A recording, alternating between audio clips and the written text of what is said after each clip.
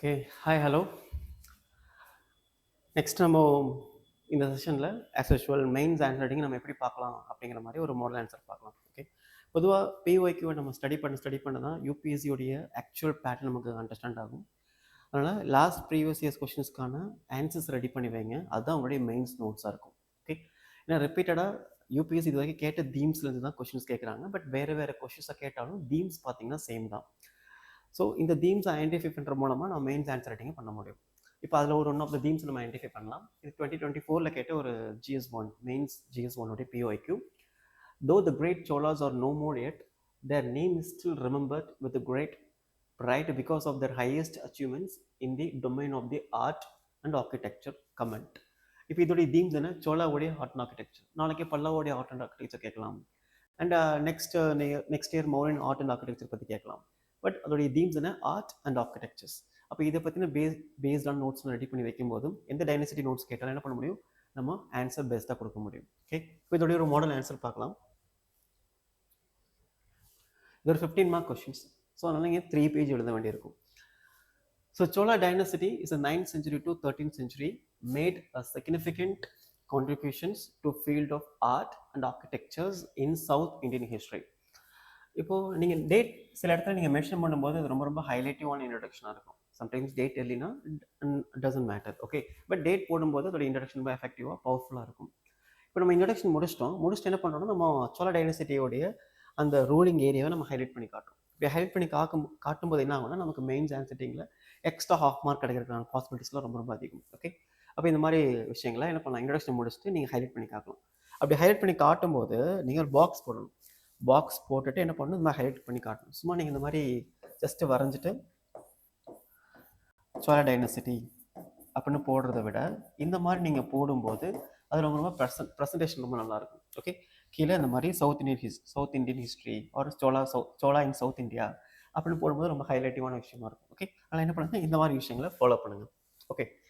இப்போ இந்த மாதிரி விஷயங்களை நீங்கள் இந்த மாதிரி ஓரத்தில் போடும்போது நான் எழுத ஸ்பேஸ் கிடைக்கும். நீங்கள் சென்டரில் போட்டிங்கன்னா ஸ்பேஸ் எழுத கிடைக்காது. அப்புறம் நிறைய பாயிண்ட்ஸை நெருக்கி எழுத வேண்டியிருக்கும். ஓகே. இதெல்லாம் நமக்கு ப்ரெசன்டேஷனில் கவனிக்க வேண்டிய முக்கியமான விஷயங்கள். ஓகே. இப்போ இன்ட்ரடக்ஷன் முடிஞ்சாது. ஒரு மாடலான பிக்சர் நம்ம போட்டிருக்கோம். நெக்ஸ்ட் நம்ம மெயின் பாடிக்குள்ளே போகலாம். ஓகே. இந்த மெயின் பாடி.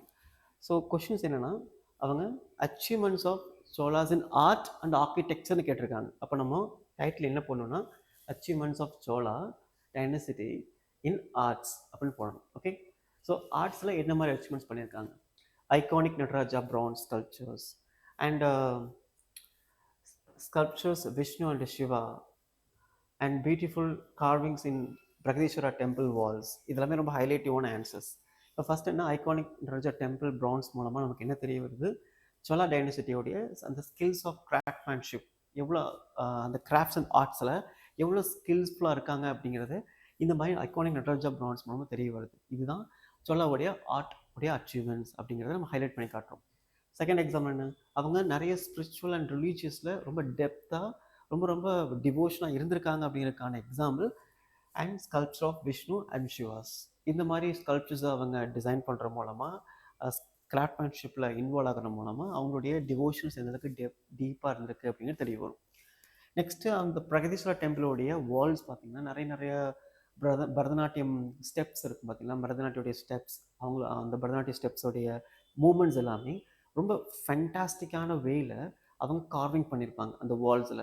அது நிறைய பெயிண்டிங்ஸ் இருக்கும். இது எல்லாமே அந்த வால்ஸ் ரொம்ப பியூட்டிஃபுல்லான ஒரு பெயிண்டிங் போர்டாக மாற்றுற மாதிரி இருக்கும். Okay.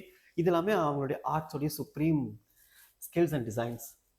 And the Ardhanarishvara temple, Ardhanarishvara sculptures. Okay. ஆணும் பெண்ணும் சேர்ந்துக்கிற மாதிரி அர்த்தநாரீஸ்வரா சிவன் பார்வதி இருக்கக்கூடிய ஸ்கல்ப்சர்ஸ் எல்லாமே அவங்க டிசைன் பண்ணியிருக்காங்க. இது மூலமாக என்ன தெரிய வருதுன்னா அந்த மென் அண்ட் உமன்ஸ் ஈக்குவல் அப்படிங்கிற விஷயத்தை அவங்க போர்ட்ரேட் பண்ணுற மாதிரி இருக்குது. ஓகே. அப்படி நம்ம எழுதுகிற மூலமாக என்ன பண்ண முடியுது? அந்த ஆர்ட்ஸ் அண்ட் ஆர்கிடெக்சர்ஸ் மூலமாக அந்த சோழ டைனசிட்டி என்ன மாதிரி சொசைட்டியில் இருந்திருக்காங்க அப்படிங்கிறதுக்கான ஒரு ஐடியா நமக்கு கிடைக்குது. Okay. It's reflecting importance of gender equality in arts through Ardhanarishvara sculptures. Okay. இப்போ என்ன பண்ணிருக்கோம்? நம்ம ஆர்ட்ஸ் பற்றின பார்த்துருக்கோம். ஓகே. சோழா எந்த மாதிரி இடங்கள்லாம் நம்ம ஆர்ட்ஸில் அச்சீவ் பண்ணியிருக்காங்க அப்படின்னு. அண்ட் ஐகானிக் பிரான்ஸ் ஸ்கல்ப்சரில் அச்சீவ் பண்ணியிருக்காங்க. And devotional and deep religious ட்ரெடிஷன்ஸில் அச்சீவ் பண்ணியிருந்தாங்க. தென் நிறைய பியூட்டிஃபுல் கார்விங்ஸ் அது பெயிண்டிங்ஸில் அச்சீவ் பண்ணியிருக்காங்க. அண்ட் ஜெண்டர் ஈக்குவாலிட்டியை ஸ்ட்ரெஸ் பண்ணுற மாதிரி நிறைய இடங்கள்ல அவங்களுடைய கான்ட்ரிபியூஷன் இருக்குது. இது மூலமாக அவங்க சொசைட்டியில் இது மாதிரி அச்சீவ் பண்ணியிருக்காங்க அப்படிங்கிறத நம்ம ஹைலைட் பண்ணி காட்டுறோம். ஓகே, நெக்ஸ்ட்டு அதர் டேர்ம்ஸ் தான் architectures in achievements in architectures. Arts பார்த்துட்டோம், நெக்ஸ்ட் ஆர்கிடெக்சர்ஸ். இப்போது எப்பவுமே நம்ம எழுதும்போது ஒரே மாதிரி எழுதணும் அப்படின்னு அவசியம் கிடையாது. ஃபர்ஸ்ட் இன்ட்ரடக்ஷன் பாருங்கள், இந்த மாதிரி ஆரம்பிச்சிருப்போம். அண்ட் மெயின் பாடி அட்ரஸ் பண்ணும்போது பாயிண்ட் வைஸ் அட்ரஸ் பண்ணலாம். ஓகே, நெக்ஸ்ட் பேஜில் நம்ம அட்ரஸ் பண்ணும்போது என்ன பண்ணலாம்னா அந்த டிசைன்ஸை கொஞ்சம் சேஞ்ச் பண்ணணும். அது ஒரே பாயிண்ட்ஸ் வைஸாக இல்லாமல் என்ன பண்ணலாம்னா இந்த மாதிரி ஒரு பாக்ஸ் போட்டு பாக்ஸ்லேருந்து ஆரம்பிக்கலாம். Okay, that's your wishes. நம்ம இப்படி தான் எழுதணும் அப்படிங்கிற கட்டாயம்லாம் இல்லை. பட் இந்த மாதிரி மாற்றி மாற்றி நம்ம எழுதும்போது ஹெட்டிங்ஸ் அட்ரஸ் பண்ணும்போது அந்த பேப்பர் பார்க்க ரொம்ப மோனோட்டோனஸாக இல்லாமல் இன்ட்ரெஸ்டிங்காக இருக்கும். Okay, so achievements in architectures பற்றி பார்க்கலாம். First, it's represent pinnacle of Dravidian styles.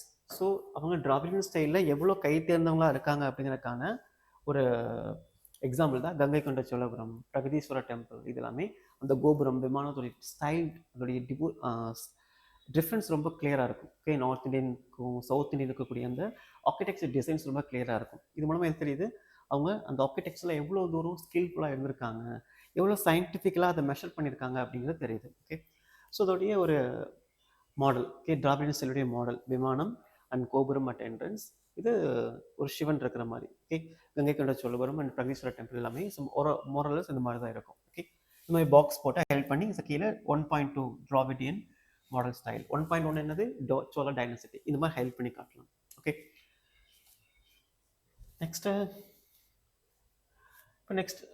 இப்போ ஆக்சுவலி அந்த இடத்துல இடம் இல்லாதனால நான் இங்கே எழுதியிருக்கேன். புரியுதா? இந்த இடத்துல நம்ம இப்படி எழுதணும், இப்படி கொண்டு வந்து அதாவது இப்படி கொண்டு வரணும், அந்த இடத்துல இடம் இல்லாதனால நான் இங்கே எழுதியிருக்கேன். ஓகே, செகண்ட் என்ன, highlighted the importance of water harvesting system. So இப்போது government of India and government of states எல்லாமே என்ன பண்ணியிருக்காங்க, வாட்டர் ஹார்வெஸ்டிங் சிஸ்டம் ஸ்ட்ரெஸ் பண்ணிட்டு இருக்காங்க, பெரிய பெரிய அவேர்னஸோட அண்ட் பெரிய பெரிய டீம்ஸ் அண்ட் என்ஜிஓஸ் மூலமாக. பட் நினச்சி பாருங்கள், தௌசண்ட் இயர்ஸ்க்கு முன்னாடியே வாட்டர் ஹார்வெஸ்டிங் சிஸ்டம் இருந்திருக்கு அப்படிங்கிறதுக்கான ஒரு ஹைலைட்டிவான பாயிண்ட் தான் புஷ்கரணி.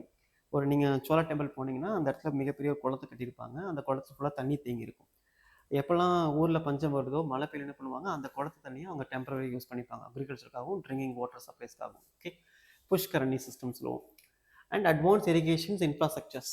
இப்போ மட்டும் அக்ரிகல்ச்சர் அட்வான்ஸாக இல்லை, தௌசண்ட் இயர்ஸ், குறிப்பாக particularly in Chola dynasty they are contributed in advanced architectures and infrastructures in agriculture field. Example, Great Anicut. அணைக்கட்டு அப்படிங்கிற ஒரு கல்லணை இருக்குது பார்த்தீங்களா, அந்த கல்லணை மூலமாக நமக்கு அவங்களுடைய அட்வான்ஸ் இரிகேஷன் டெக்னிக் நமக்கு தெரியுது. And beyond the Chola architectures influence in South East Asia. Chola dynasty அப்படிங்கிறது is not only concentrated on South India and also it extend to the South East Asia, especially in Cambodia. Angkor Wat temple அப்படின்னு சொல்லுவோம். Okay, அங்கோவார் temple ஆர்கிடெக்சர்ஸோடைய பெரிய contributions Chola dynasty மூலமாக கிடச்சிருக்கு. அது மூலமாக Chola dynasty அப்படிங்கிறது south இந்தியாவில் மட்டும் கான்சன்ட்ரேட்டாக இல்லை, அவங்க என்ன பண்ணியிருக்காங்க, சவுத் ஈஸ்ட் ஏஷியா வரைக்கும் உடைய ரெயின் இருந்திருக்கு அப்படிங்கிறதுக்கான ஒரு எக்ஸாம்பிள் தான் அங்கோவார் டெம்பிள், கம்போடியா. ஓகே, இதெல்லாமே சோழாவுடைய ஆர்கிடெக்சர்ஸ் அச்சீவ்மெண்ட்ஸாக ஹைலைட் பண்ணி காட்டக்கூடிய விஷயங்கள். ஓகே, நெக்ஸ்ட் ஆஸ் யூஷுவல் முடிக்கும் போது என்ன பண்ணுறோம், கன்க்ளூஷனில் முடிக்கிறோம். So hence this heritage serve as a testament to the rich cultural heritage of South India and continues to inspire countless artists and art lovers today. Okay, இதான் அதோடைய ஒரு conclusions.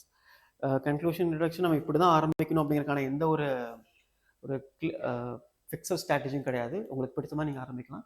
But யூஸ்வலாக conclusion introduction எப்படி ஆரம்பிக்கணும்னா relevant கொஷின்ஸோட ஹெட்டிங்கோட ஆரம்பிக்கணும். அவங்க ஏதாவது questions கேட்கும்போது நீங்கள் வேறு மாதிரி கொஷின்ஸ்கோடைய இன்ட்ரடக்ஷன் கன்க்ளூஷன் கொடுக்கக்கூடாது. Okay, so it's all about ஒரு மாடல் ஆன்சர். நீங்கள் என்ன பண்ணுங்கள், இதே மாதிரி நிறைய பிஓக்கு எடுத்து இதுக்கான ஒரு மாடல் ஆன்சர் நீங்கள் டிஃபைன் பண்ணுங்கள். ஓகே, ரொம்ப நோட்ஸுங்கிறது மேக்ஸிமம் ஒரு 1 பேஜ் ஒரு கொஷின்ஸ் எழுதி 1 பேஜ் எழுதினா போதும். ஏன்னா அது நிறைய கொஷின்ஸ் நீங்கள் எழுதி என்னாங்கன்னா பாயிண்ட்ஸ் எக்ஸ்ட்ரா கிடச்சிட்டே இருக்கும். அதை வச்சு என்ன பண்ண முடியும், ஃபுல் பேஜில் 2 பேஜ் 3 பேஜுக்கு ஆன்சர் எழுத முடியும். ஓகே, ஃபர்ஸ்ட் ஸ்டார்ட் என்ன பண்ணுங்கள், இனிஷியலாக 1 பேஜில் ஆரம்பிங்க. அப்புறம் போக உங்களுக்கான 2 பேஜ் 3 பேஜ் கண்டென்ட் எல்லாமே நீங்கள் எழுத கண்டென்ட்லேருந்து நீங்கள் எழுதிக்கலாம். பட் அதை எழுத அது கிடைக்கும், அது எப்படி எழுத முடியும் அப்படின்னு. ஓகே, நல்லா start writing and today onwards. Clear? So நீங்கள் எதாவது டவுட்ஸ் என்ன பண்ணலாம், நீங்கள் கமெண்ட் செக்ஷனில் நீங்கள் இதை போடலாம். Okay, thank you all.